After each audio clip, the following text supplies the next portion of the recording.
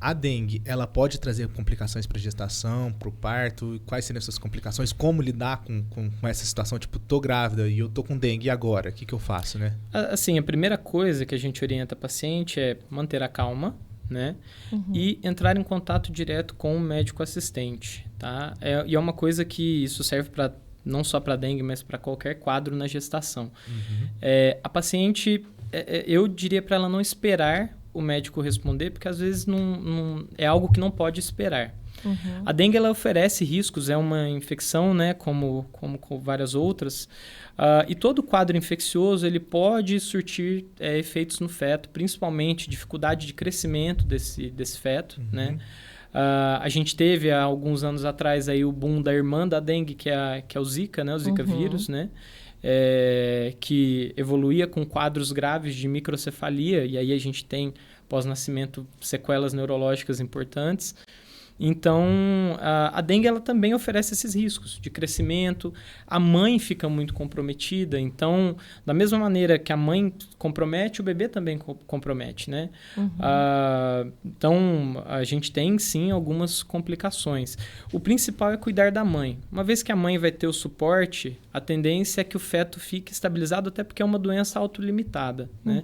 E lembrando que, claro, quanto mais precoce o quadro, geralmente as consequências são piores. É uma gestação inicial, é um bebê que está mais suscetível ali a esses problemas, né? Já no terceiro trimestre é um bebê mais desenvolvido, mais maduro. Então, a tendência é que as complicações pro bebê possam até ser menores. Entendi. E tem a restrição que as gestantes não podem tomar muitos medicamentos, né? Já limita muito, a dengue limita muito, então tem que procurar uma assistência médica. Exatamente, não fazer nada sem orientação, principalmente medicações, né? A hidratação é importantíssimo. A própria gestação pode levar ali a quadro de vômito, de desidratação, né? Principalmente no começo. Então, se você junta isso a um quadro de dengue, tem pacientes que têm quadros de a gente chama hiperêmese gravídica, onde elas perdem até uma boa porcentagem do peso, e isso compromete aí também o estado de hidratação, né? Então, se você junta isso com um quadro de dengue, onde a hidratação é fundamental, é um quadro que precisa de muita atenção. Sim. E todos os repelentes são liberados para gestante? A gente geralmente recomenda repelentes para gestante com icaridina. E a gente tem já, na maioria das formulações dos repelentes, a gente tem já a indicação se ele pode ser usado para gestantes, se ele pode ser usado para crianças também, né? Então, geralmente a gente dá preferência para esses tipos de repelentes. Sim, se você estiver precisando, gestante aqui de Alfenas, a gente tem tanto o comercial como o manipulado do repelente de caridina. Sim. Então, na Drogaria Santa Maria, a gente deixa o contato aqui para vocês, viu? Sim. E, doutor, quais são os principais exames que a gestante tem que fazer durante a gravidez ali, para ela poder, assim, ter uma segurança? Na verdade, a gente costuma falar que o ideal não é o que a gente observa, né, na prática. Mas o ideal é que toda paciente que deseja gestar, ela passasse numa avaliação pré-concepcional. Então, ali a gente avalia hemograma para ver se ela tem um quadro de anemia, uma deficiência de ferro. A gente avalia sorologias para avaliar possíveis infecções, disfunções da tireoide que estão muito associadas a abortamentos espontâneos, né? Para aquelas pacientes, por exemplo, que você comentou, Lucas, do histórico de ter uma trombose anterior, né?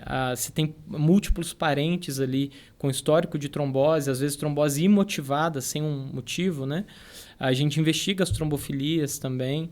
Então, a gente tem uma avaliação que o ideal seria de ser realizada pré-concepção, né? São os exames pré-concepcionais. Avaliar o útero também, se esse útero tem alguma alteração, se é um útero dividido, né, septado, se é um útero bicorno, se ela tem alguma aderência ali intraútero que possa estar dificultando uma gestação. Então, a gente vai estar fazendo ali exames do primeiro, segundo e terceiro trimestres, né? Depois que ela está gestante.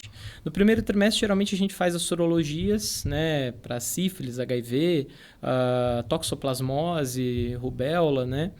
A gente faz também exame de urina, tipagem sanguínea, glicemia, até pré-concepcional também, a glicemia, a hemoglobina glicada, que mostra o nível de hemoglobina nos últimos meses, o nível de glicemia nos últimos meses, né? Glicemia média, que também está muito associado principalmente a abortamentos e malformações precoces, né? Quando tem uma hemoglobina glicada muito alta ali, né? Já no segundo trimestre, a gente faz alguns desses exames, mas o principal seria o teste de tolerância da glicose para rastreio do diabetes gestacional naquela paciente, né, que não foi diagnosticada no primeiro trimestre. A gente submete o pâncreas dela a um estresse para ver se ele vai conseguir dar conta do recado, né, para manter a glicemia ok ao longo da gestação. E no terceiro trimestre, geralmente, a gente faz de novo hemograma, urina, repete algumas sorologias, né, e faz o famoso exame do cotonete. Eu não sei se alguém já ouviram falar desse exame, né, que a gente rastreia uma bactéria do trato genital feminino que está muito associado à infecção do bebê após o nascimento. Naquela paciente que tem essa bactéria, né, a gente faz em torno das 35 semanas. Naquela paciente que tem aquela bactéria ali, no momento em que ela entra em trabalho de parto, a gente inicia antibiótico para ela, para evitar essa transmissão para o bebê. Mas essa transmissão ela só acontece se o parto for normal ou cesárea também? Exatamente. A transmissão ela acontece se a paciente tiver trabalho de parto ou se a chance, né, de transmissão, nem sempre a paciente que tem, o bebê vai nascer infectado, mas há uma maior probabilidade disso acontecer.